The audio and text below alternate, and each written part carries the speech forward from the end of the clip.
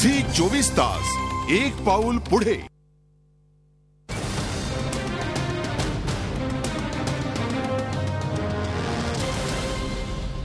आता तुम्ही जे दाखवताय ना मराठी चॅनलवर पहिल्यांदाच अंजली दमानिया आणि भारतीय जनता पक्षाचे नेते एकनाथ खडसे आमने सामने आले आहेत। अंजली दमानिया यांच्या आरोपांनी राजकीय वादळ उठलेलं आहे।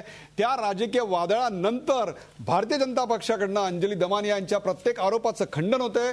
एवढंच नाही तर त्यांच्यावरही आरोप केले जात आहेत, त्यांनीच आदिवासींची जमीन एक प्रकारे गैरमार्गाने लाटलेली होती असा आरोप पहिल्या सेगमेंटमध्ये एकनाथ खडसे यांनी केला। तर त्या संदर्भातले सगळे पुरावे या चॅनलवर आता अंजली दमानिया यांनी दाखवले। मला दुसरा प्रश्न दुसऱ्या सेगमेंटची सुरुवात करताना मला यायचं एकनाथ खडसे साहेबांकडे। खडसे साहेब, क्षणभर आपण असं मानलं की ही जमीन त्यांनी तुमच्या मते अवैध मार्गाने गोळा केलेली होती, नाही सरकारचं म्हणणं आहे, माझं नाही आहे। बरोबर आहे, हे सरकारी दस्तावेज आहे, माझं काही मत नाही। त्यांनी जे भारतीय जनता पक्ष आणि इतर सत्तारूढ पक्ष यांच्यातल्या साटेलोट्याबद्दल जे विधान केलं होतं त्याविषयी आपण काय म्हणाल?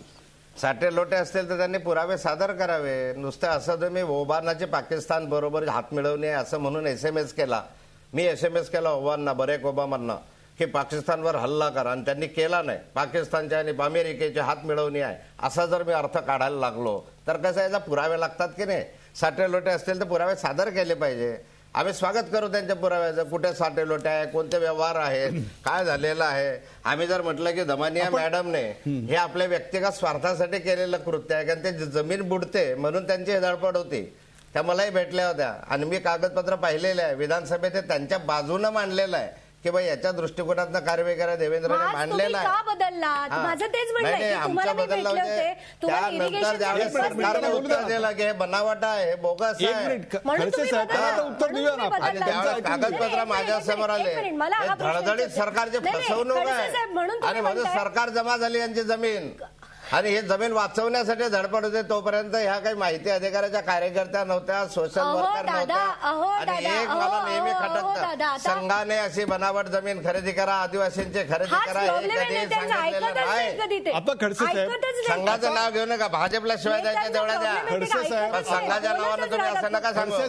संघाने हे शिकवणूक दिली नाही, खरेदी करा। एक मिनिट, आपण आपलं बोलणं मांडलेलं आहे, आपलं बोलणं प्रेक्षकांसमोर आलेलं आहे। आता एक मिनिट आपण शांत राहून त्यांना बोलू देऊया, आपण दोघे शांत राहूया। त्यांची जमीन वाचवण्यासाठी हा मुद्दा तुम्ही मांडलेला आहे, लोकांपर्यंत पोहोचलेला आहे। मला फक्त एवढंच म्हणायचं, आता पुढची 2 मिनिटं शांत राहून अंजली दमानिया यांना बोलू द्या। आता मला 12 एप्रिलला मला मिळालेली नोटीस होती, कोंढाण्याचा धरण प्रकल्प मे मध्ये कॅन्सल केला इरिगेशन डिपार्टमेंटनी, त्याच्या एस्कलेटेड कॉन्ट्रॅक्ट कॅन्सल केले, तर मग अंजली दमानिया यांची धडपड तिथे थांबायला नको होती का?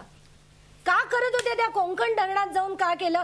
तुम्हाला पण भेटायला त्या जून जुलैमध्ये आल्या होत्या, फडणवीसांना भेटायला त्या अनेक वेळा जुलै ऑगस्ट सप्टेंबरमध्ये भेटल्या। कशासाठी? त्यांचं कोंढाणे धरण तर कॅन्सल झालेलं होतं। हा प्रश्न घेऊन मी आता साहेबांकडे जाणार आहे, पण त्याच्या आधी मला तुम्हाला एक प्रश्न विचारायचा आहे। कालच्या माझ्या इंटरव्ह्यू मध्ये, कालच्या माझ्या मुलाखतीत तुम्ही स्पेसिफिकली असं विधान केलं की देवेंद्र फडणवीस हे अतिशय चांगले सद्गृहस्थ आहेत, त्यांचा हेतू शुद्ध आहे, ते अतिशय चांगलं काम करतायत असं तुम्ही म्हणताय, परंतु तुमचा आक्षेप भारतीय जनता पक्षातल्या इतर नेत्यांवर नाही आहे। माझ्या कालच्या संभाषणात मी इतर सगळ्या नेत्यांवर बोलले नाही, मी त्यांना 3च गोष्टी सांगितल्या। मी 3 जणांना भेटले, एक खडसे होते, एक देवेंद्र फडणवीस होते आणि एक नितीन गडकरी होते। खडसे साहेबांना मी एकदा भेटले त्यांच्याशी मी, आणि ते काल एका चॅनलवर येऊन म्हणाले की मी त्यांना पेपर पाठवले नाहीत, हे खोटं आहे, मी त्यांना पूर्ण पेपरचा सेट पाठवलेला।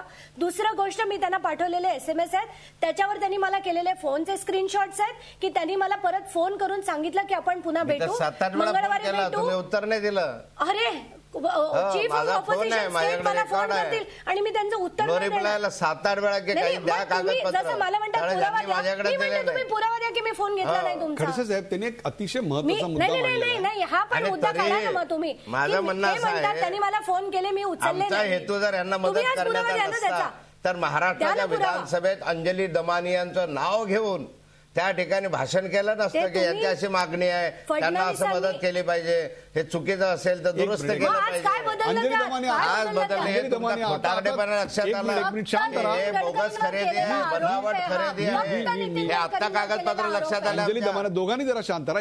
एका वेळी एक जण इतकी बोलूया. बनावटगिरी, इतके बोगसगिरी. तुम्ही काय करू? खडसे आणि साहेब. सोशल वर्कर म्हणवतात खडसे आणि साहेब, मला बोगसगिरी करता तुम्हाला- इथे. खडसे साहेब, मला तुम्हाला एक साधा प्रश्न विचारायचा आहे. शांतपणे आपण ऐकूया आणि पेपर बोलूया, बघा. मुद्द्याला धरून बोलूया. सरकारी त्या कागद बोगस आहे. आहेत, त्या बोगस आहेत का खऱ्या आहेत नाही, याचा सरकारी फैसला कागद जनता कसं काय करेल. बोगस होईल? याचा फैसला जनता करेल. मला तुम्हाला एक साधा प्रश्न विचारायचा आहे. कालपर्यंत अंजली दमानिया या भारतीय जनता पक्षांच्या कधीही माहिती पुरवली नाही तुमच्या अरे माहितीसाठी. बघा ना, एक आता तुम्ही मिनिट, स्क्रीनवर हेच म्हणताय सांगतोय. पहिली गोष्ट हे जे सांगताय ना, हे चुकीचं आहे. कोंढाणे धरणं रद्द झालेलं नाही. पहिली गोष्ट मी सांगतोय तुम्हाला, रद्द झालेलं नाही. त्याचा अत्यंत कॉन्ट्रॅक्ट महत्वाचं विधान एकनाथ भाऊ खडसे करतायत की कोंढाणे रद्द धरण रद्द झालेलं झालेलं नाही, म्हणजे नाही. यांची जागा गेलेली नाही. हा, जागा गेली आज नाही, कॉन्ट्रॅक्ट रद्द झालेला एक आहे. मिनिट, कॉन्ट्रॅक्ट त्याचा. रद्द झालंय, पण धरण रद्द झालेलं नाही. धरण केव्हाही होऊ म्हणजे शकतं. आजही त्यांची जागा जाणार, त्याच्या जमीन जाणार असा आत्ता आजचा गेलेलं नाही. प्रश्न आहे. आत्ता गेलेलं नाहीये. टेंडर कॅन्सल झालं, त्याचं आणि ते एस्केलेटेड तुमच्यामुळे नाही कॉन्ट्रॅक्ट झालं, हे यांच्यामुळे झालं माझ्यामुळे नाही. नाही झालं, यांच्यामुळे झालं. यांनी उठवलेल्या अधिवेशनातल्या पॉइंटमुळे. आहे विधानसभेत माझे मुद्दे Very good, आहे excellent. आणि हे Keep it up. प्रोसिडिंग आहे इथे. करेक्ट म्हणाल त्याचं प्रोसिडिंग माझ्याकडे आहे. हे तर आता बोलायला लागले, यांची जमीन जायला लागले त्यावेळेस. 2007 पासून महाराष्ट्राच्या विधानसभेत जे बोललो ते सारे कागद इथं आहेत. आरटीआय दाखवा, त्यांनी हा. केलेल्या आरटीआय दाखवा, बीजेपीच्या दाखवा ना. एक मिनिट. एवढा ढीक ऐका. पेपर आणले एक तर आरटीआय सेकंद. दाखवा ना, कुठे केल्यात तुम्ही त्या. अरे विधानसभेत केलंय ना. नाही नाही नाही, तुम्ही जे विधानसभेत आयटी बोललात, फायटी मला काय गरज आयटीची तुमच्या? एक मिनिट. आरटीआयची मला गरज काय तुमच्या आहे? मी वतीनं विधानसभेमध्ये मी- मांडणारा माणूस आहे. एक मिनिट. आणि मांडलं की नाही विधानसभेत प्रोसिडिंग आहे. तुमच्या वतीनं खडसे अरे साहेब, यांची जमीन जायला लागली तेव्हा हे त्याच्यामध्ये आल्या. सोशल वर्कर हा मुद्दा तुम्ही वर्कर. मांडलेला आहे. हे जमीन दादा, वाचली असते तर कदाचित आम्ही आल्या नसत्या. कुठल्याही आरटीआय ऍक्टिव्हिस्ट जे मला म्हटलं जातं त्यांना बोलू द्या ना. कालपासून, मी नाही त्यांना बोलू द्या ना. मी एक सिंपल व्यक्ती आहे. मी कुठली आरटीआय ऍक्टिव्हिस्ट नाहीये. आमचं सो कॉल्ड सोशल ठीक आहे, मी मान्य करेन. आमचं अण्णांच्या आंदोलनापासून सुरू झालं. हे मी प्रत्येक चॅनलवर बोलली. एक मिनिट. आता खडसे साहेब, आपण त्यांना एक अत्यंत महत्वाचा प्रश्न विचारूया. बोला. तुमचे हे सगळे आरोप क्षणभर आपण म्हणूया की अतिशय गंभीर, ग्राह्य, योग्य अयोग्य जनता ठरवेल, न्यायालय ठरवेल. तुम्ही आता न्यायालयात जाताय. Right. आमच्या चॅनलवरून जाताय तुम्ही ना, सांगितलेलं already आहे की गेले. हां. मला तुम्ही सांगा, आत्ताच या घडीला हे सगळे आरोप असे वरती काढायचं कारण नेमकं काय होतं? मला कशाला यांनाच विचारा ना हा प्रश्न की हे नितीन गडकरींवर मी बोलल्याबरोबर सडनली खडसे साहेब उभे राहून माझे पेपर नितीन काढतायत काय? गडकरींबद्दल आत्ता बोलायचं कारण काय होतं?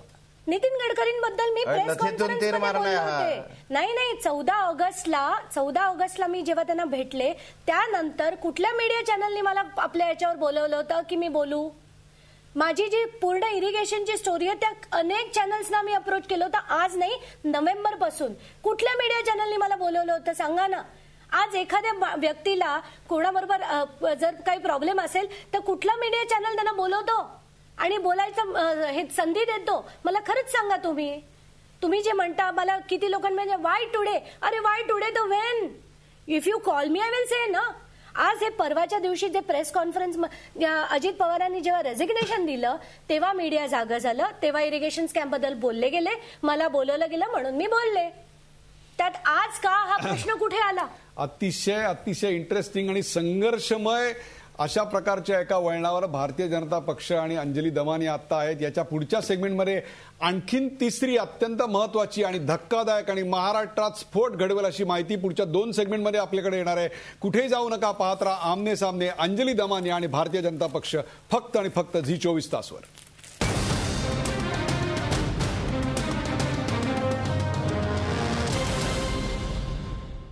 झी 24 तास, एक पाऊल पुढे.